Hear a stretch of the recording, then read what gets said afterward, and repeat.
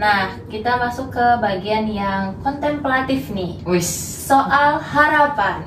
Nah, dari Kak Falah dan juga Kak Masa, kalau bisa nitip satu harapan besar buat mahasiswa Fikas dan juga keluarga-keluarga kita OPK ini, itu apa nih? Boleh dari Kak Masa mungkin?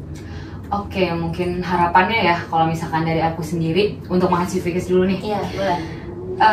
Oke, kita tahu jadwal kita padat dan juga perkuliahan kita emang cukup menantang gitu ya. Iya. Cuman ayo kita coba untuk keluar dari zona nyaman itu. Walaupun memang sebenarnya nggak nyaman ya. Tapi pasti nggak nyaman. Pasti nggak nyaman. Iya, cuman dengan adanya kita mencoba part lain, keluar dari zona nyaman, mencoba kesibukan lain, disitulah kita akan melatih, akan mengembangkan diri kita. Oke, mungkin bukan cuma dari organisasi, mungkin bisa cari kesibukan lomba ataupun volunteer atau diskusi-diskusi lain gitu. Jadi ayo kita ubah mindset anak kesehatan yang cuma fokus ke kuliah aja gitu. Karena banyak loh teman-teman Fikas juga yang bukan cuma ke organisasi tapi prestasinya juga oke banget, ikut perlombaan internasional bahkan gitu-gitu. Jadi ayo untuk mahasiswa Fikas coba kita cari kesibukan lain selain dari perkuliahan, karena pasti kita mendapatkan insight yang baru pastinya. Dan memang kita disitulah kita akan belajar bagaimana manage waktu, bagaimana skala prioritas, gimana kita mau melakukan skala prioritas kalau misalkan nggak ada beberapa prioritas yang harus kita pikirkan, ya kan? Betul. Ya disitulah kayak ayo kita bangkit, kita coba untuk keluar dari zona nyaman gitu, dan mencoba bertemu dengan karakter-karakter lain, mulai dari join organisasi, join mungkin lomba atau kayak project-project lain gitu. Nah, mungkin untuk OPK Ormawa gitu ya, di sini semoga kita bisa saling bersinergi, kita bisa bersama-sama nih mendukung satu sama lain, walaupun banyak dinamika, misalkan ada kesalahpahaman misalkan, jadi komunikasikan bersama gitu. Jadi komunikasi ya. Iya, baik lagi komunikasi. Jangan yang memunculkan desas-desus atau yang ya hitungannya nggak hoax lah ya, dan juga nggak gentle gitu. Ya udah, kalau misalnya ada permasalahan coba didiskusikan, terus kita saling mendukung, kan seru ya kalau misalkan kita saling mendukung, kita saling bersinergi, dan nantinya balik lagi kita akan menjadi satu naungan Fikas yang hangat gitu, antar OPK dan juga Ormawa tentunya. Rumah yang besar ya. Rumah yang besar gitu, dengan tujuannya masing-masing, dengan cara kerjanya masing-masing, seperti itu. Oke, itu mungkin dari Kak Masa. Jadi kampus itu kan ya bukan cuma tempat buat nyari ilmu dan juga kayak istilahnya IPK bagus. Betul. Tapi juga ini tuh ruang buat kita latihan, latih diri untuk bertumbuh kembang dan belajar untuk bisa berdampak ke yang lain kayak gitu. Dan kolaborasi itu kunci untuk kita semua. Betul. Dan kalau misalkan menurut aku sendiri ya, kayak jenjang perkuliahan ini itu kan nggak semua orang bisa menyicipi atau kayak memiliki kesempatan lah ya di sini. Jadi kayak kita tuh harusnya ya bersyukur udah bisa ada di posisi ini dan memiliki privilege ini gitu. Jadi harapannya sih kita bisa sama-sama memanfaatkan itu ya. Dan kita tahu di jenjang pendidikannya ini tuh bukan hanya yang tadi mencari IPK aja, tapi sebagai bentuk cara membentuk mindset kita, cara pikir kita, dan juga landasan dalam diri sih sebenarnya. Jadi kayak dikolaborasiin gitu, bukan cuma dari kuliah aja, tapi ya ada pengalaman-pengalaman lain yang mungkin bisa diceritakan nantinya setelah lulus gitu kan. Jadi iya, balik lagi, pengalaman itu nggak harus join organisasi gitu. Ya nggak apa-apa kalau misalkan join organisasi, kan di sini juga bisa bermanfaat untuk soft skill yang kayak negosiasi, komunikasi berjenjang. Entah misalkan saya harus komunikasi ke si A seperti apa, si B seperti apa, si C seperti apa. Pasti itu berbeda kan ya? Pasti itu berbeda. Terus kayak misalkan ada ingin mencari pengalaman lain yang perlombaan, selain ada pengalaman, ada achievement juga kan tentunya gitu. Jadi ya harapannya kita bisa menyeimbangkan lah antara perkuliahan dan juga pengalaman lain di luar perkuliahan gitu. Jadi kolaborasi itu bukan sekedar kerja bareng mungkin ya di satu event untuk kita ya pada OPK dan juga Ormawa, tapi tentang nyatuin visi kita, karena ujung-ujungnya kan kita semua tuh punya tujuan yang sama kan, bikin Fikes itu makin hidup dan berdampak seperti itu kan ya, karena dan balik lagi Dema itu nggak bisa jalan sendiri tanpa OPK dan Ormawa lain, begitupun sebaliknya OPK dan Ormawa lain tidak bisa jalan tanpa Dema juga. Ya saling kolaborasi lah, saling mendukung, itu kayaknya lebih pas ya, pas, pas katanya ya. Nah mungkin ini banyak ditunggu nih sama sobat-sobat Fikes. Buat teman-teman yang mungkin masih ragu untuk masuk organisasi, join organisasi dari Kamasa sama Kafala sendiri, ada nggak sih satu kalimat apa ya? Aku bisa bilang motivasi mungkin ya untuk teman-teman yang masih bingung dan pas bertanya ke kalian kayak kenapa sih organisasi itu penting buat kita? Tuh, mungkin dari Kafala dulu. Oke.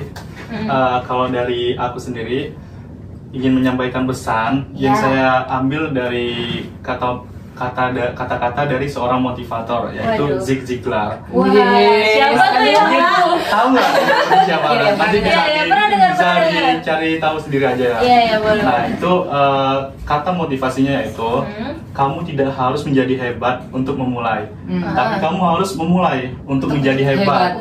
Nah disitulah mungkin dari teman-teman masih ada yang ragu karena salah satu faktornya adalah takut gini kayak atau banyak masalah atau gimana. Nah itu gak apa-apa, takut itu pasti ada. Nah tapi tugas dari masing-masing orang itu bukan menuruti takut tapi melawan takut gitu. Oh ya betul. Nah karena dari organisasi itu bukan hanya hal-hal tantangan-tantangan yang gak bermanfaat yang kita hadapi, pasti setiap tantangan ada manfaat gitu. Nah dari keterlibatan kita di organisasi itu kita bisa belajar, kita bisa bertumbuh, bisa bersosial dengan yang lain, dan banyak macam ilmu-ilmu yang mungkin kita belum bisa dapatkan di selain organisasi itu. Nah jadi tetap berani untuk bercoba meskipun itu berat, itu nggak apa-apa, karena tadi balik ke prinsip yang tadi disebutkan itu, yang inna ma'al usri yusra itu. Nah seperti itu. Terus juga di sisi lain kita juga harus keluar dari zona nyaman gitu. Karena dari zona nyaman itu tantangan-tantangan itu sangat sedikit. Nah karena sedikit tantangan itu juga berpengaruh terhadap versi terbaik dari diri kita itu. Nah karena dengan banyaknya tantangan, nah disitu kita bisa menghadapi tantangan, terus juga dari tantangan itu juga bisa membentuk versi terbaik dari diri kita sendiri. Nah untuk hal itu kita juga bisa menganalogikan, dengan kedua tangan ini. Coba tuh dari Kak Yumna, Kak Masa ikutin aku kayak gini nih. Nah, atau juga dari temen yang lain yang lagi nonton. Nah, itu bisa juga gini. Tangan tuh ke depan, terus gabungin sini. Nah, itu terasa nyaman apa enggak? Kalau nggak nyaman dibalik gitu. Nah, terus perhatiin jempol yang bagian atas itu kanan atau kiri. Nah, mungkin ada yang kiri, ada yang kanan. Nah, terus sekarang coba dilepas. Terus tadi jempolnya itu di switch yang tadi awalnya kanan. Nah, yang di atas sekarang kiri. Coba seret. Oke, bentar. Kok susah ya? Agak susah ya? Aneh ya. Nah, di situ ada kenyamanan nggak? Enggak. Kurang ya. Dan tadi pas mau ngekliknya tuh susah lebih nyaman yang mana? Antara yang awal sama yang kedua? Yang awal. Nah, yang awal yang karena kedua. Sudah biasa. Nah, karena kan sudah biasa juga kan. Betul. Nah, untuk analogi itu bisa kita ibaratkan yang pertama ketika kita coba pertama kali itu ibaratkan zona nyaman. Terus yang kedua itu kita bisa ibaratkan zona tantangan. Nah, yang mana zona tantangan itu penuh dengan ketidaknyamanan. Tapi ketidaknyamanan itu belum tentu hal yang buruk. Bahkan bisa jadi ketidaknyamanan itu adalah hal terbaik yang akan membentuk diri kita versi terbaik gitu. Nah terus ketika seperti itu kita melihat apakah ketidaknyamanan itu bakal secara tak terbatas atau pasti bakalan merasa biasa-biasa aja. Nah, ya itu kita bisa mengartikan juga kalau semisal kita lakukan terus-menerus, itu akan seperti hal biasa yang kita lakuin gitu. Jadi hal yang ketidaknyamanan di awal itu pasti akan hilang dengan rasanya biasa-biasa aja. Nah, begitupun kita mencoba hal yang baru, yang awalnya kita tidak begitu nyaman dengan hal baru itu. Nah, terus kita terus mencoba dan berusaha untuk lebih baik. Nah, itu pasti ketidaknyamanan itu akan terasa kayak udah lah gitu lah. Udah terbiasa gitu. Udah mencoba terbiasa lagi dengan kondisi yang berbeda gitu ya. Dan itulah juga salah satu cara untuk menjadi yang terbaik, keluar dari zona nyaman, menuju zona tantangan, setelah melewati itu menuju ke zona kesuksesan.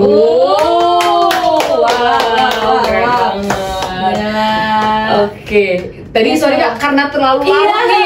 Kayak kedalaman gitu langsung kesirup gitu ya guys. Iya makanya. Ini dari Kavala nih, dari Kamasa mungkin ada yang lain gitu Kak. Kalau misalkan dari aku sendiri sih, kenapa harus organisasi gitu. Balik lagi, di organisasi itu banyak dinamika. Banyak tantangan yang tadi disebutin sama Falah. Dan ini juga bukan zona nyaman, enggak senyaman itu loh. Di organisasi enggak senyaman itu loh. Dalam artian kenapa sih kita harus keluar dari zona nyaman itu karena ribet ya, banget gitu. Dari zona nyaman itu ya itu cara kita untuk mengembangkan diri kita sendiri, untuk berproses. Namanya proses itu nggak ada yang enak, kayak nggak ada yang instan. Mie instan aja harus klise banget ya, mie instan aja harus ada proses sendiri. Dibuka dulu, terus air dulu, tambah telur gitu-gitu kan. Iya. Kita tahu nih, kita cerita dulu. Kita tahu organisasi itu bukan hanya tempat yang seluruh kegiatan itu lancar-lancar aja. Iya. Seluruh interaksi itu lancar-lancar aja. Enggak, tentunya ada dinamika di situ. Betul. Entah itu nanti ada permasalahan A, permasalahan B, atau mungkin kita tenang-tenang aja, kita nyaman-nyaman aja gitu kan. Nah, dari dinamika yang hitungannya mungkin fluktuatif kali ya. Kita nggak tahu ada masalah datang kapan. Betul. Dan kita harus cepat menyelesaikannya. Disitulah kita belajar untuk berkembang, untuk menghadapi permasalahan, untuk tahu kalau masalah kayak gini aku harus kayak gimana. Terus posisinya aku harus seperti apa. Kalau misalkan permasalahan dengan si A, aku harus kayak gimana gitu kan. Nah, dari situlah kita belajar memposisikan diri dan juga melihat situasi yang seperti apa, menjalin komunikasi yang baik dan benar gitu. Karena tentunya kalau misalkan untuk mencapai kesuksesan atau untuk mencapai suatu hal yang lebih dari diri kita, nggak akan hal itu tuh enak, nggak akan mulus, yakin deh, nggak akan cuma mulus aja. Kita ujian aja susah gitu ya untuk dapat nilai gitu. Nah, disitulah kita menemukan titik dimana kayak organisasi itu penting, karena ya itu dinamikanya banyak. Terus juga disitulah kita belajar memahami orang lain. Kita keluar dari zona nyaman itu gitu. Untuk membentuk suatu habit ataupun sikap seperti apa mengatasi permasalahan itu perlu dilatih. Enggak yang tiba-tiba ada masalah juga ada kita langsung bisa menyelesaikan itu. Enggak dong, pasti kan kita ada trial and error-nya. Kalau misalkan kita ngasih solusi ke ternyata solusinya nggak kayak gitu loh harusnya. Jadi kalau nanti ada permasalahan kita tahu gitu. Nah, disitulah titik dimana menurut aku ya perlu kita join organisasi gitu untuk mengembangkan diri, untuk memposisikan keluar dari zona nyaman tadi disebutin sama Falah gitu. Karena ya kita tahu nih, analoginya gini, kalau Falah tadi tentang tangan gitu ya. Analoginya kalau aku dari patung. Patung. Bayangin dulu patung. Patung itu biasanya bagus, cantik gitu, kayak patung yang di GWK gitu, yang di Bali itu kan bagus, cantik, itu gede banget ya. Megah banget tuh ya. Ya patung-patung sederhana aja. Itu kan biasanya patung entah itu dibuat dari tanah liat ataupun dari batu gitu kan. Emang langsung wujud batunya tuh kayak gitu? Enggak kan? Enggak. Kita harus pahat. Pahatan itu tuh keras dan juga sakit, tapi ujungnya bagus, indah gitu. Jadi disitulah kita keluar dari zona nyaman, kita ditempa, ada permasalahan, dinamika. Nah itu yang aku dapat ya di organisasi itu ya itu. Jadi kita tahu posisinya harus kayak gimana, dan dari situlah kita paham lah emosional, kecerdasan emosional kita dilatih itu di situ gitu. Bukan cuman bukan cuman dari kecerdasan secara umum, tapi kecerdasan emosional itu dilatih juga di organisasi gitu. Kalau misalkan dari aku sendiri. Setuju banget sih. Iya. Kayak organisasi itu tempat buat kita belajar yang paling real di dunia, di kehidupan kita. Karena kadang-kadang kan teman-teman mungkin dan aku sendiri dulu tuh mikir kayak organisasi itu cuma rapat dan gitu kan ya.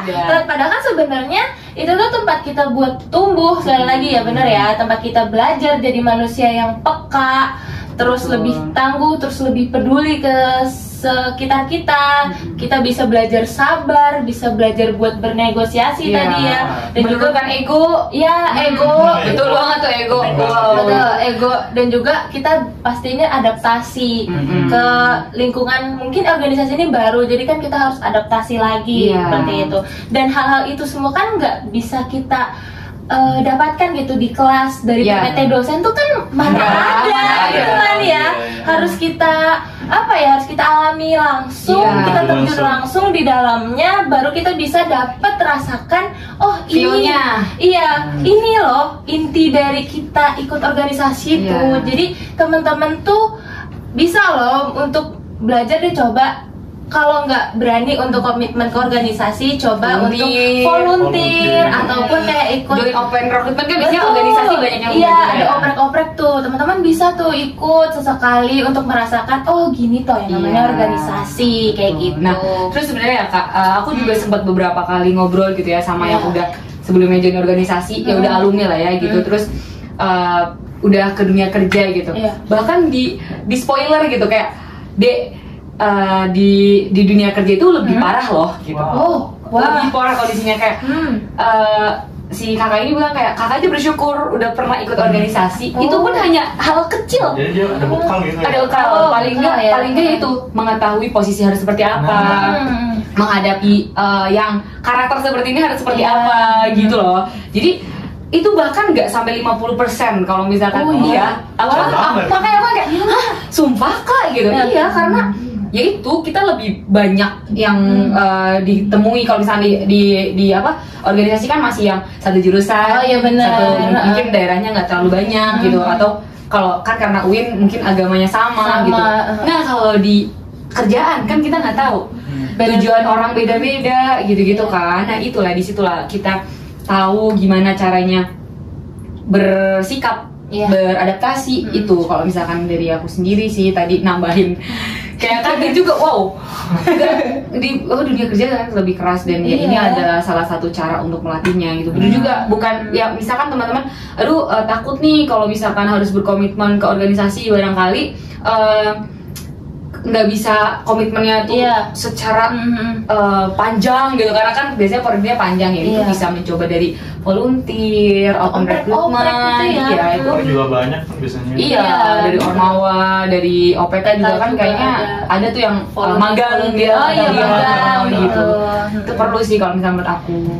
Wah, luar biasa banget obrolan kita hari ini. Jujurly, seriously, dari awal sampai akhir itu ya kayak naik roller coaster kita di sini ya. Dari ide dan juga inspirasi, pengalaman-pengalaman dari kakak-kakak ini tuh wah, beneran kayak tapi sebenarnya pengalaman kita mungkin teman-teman Fikes tuh atau mahasiswa lain lebih besar gitu ya. Karena masih belajar juga, masih melihat lagi gimana sebenarnya yang harus kita lakuin apa gitu. Mungkin di luar sana masih ada yang lebih hebat daripada kita kan gitu. Jadi ya ini saling sharing lah ya kita ya di sini ya. By the way, thank you banget buat Kak Masa dan juga Kak Fala udah nyempetin hadir di podcast hari ini, sharing banyak banget hal. Ya, semoga buat Sobat Fikes yang masih dengerin sampai sekarang, you are the real one. You are the real one.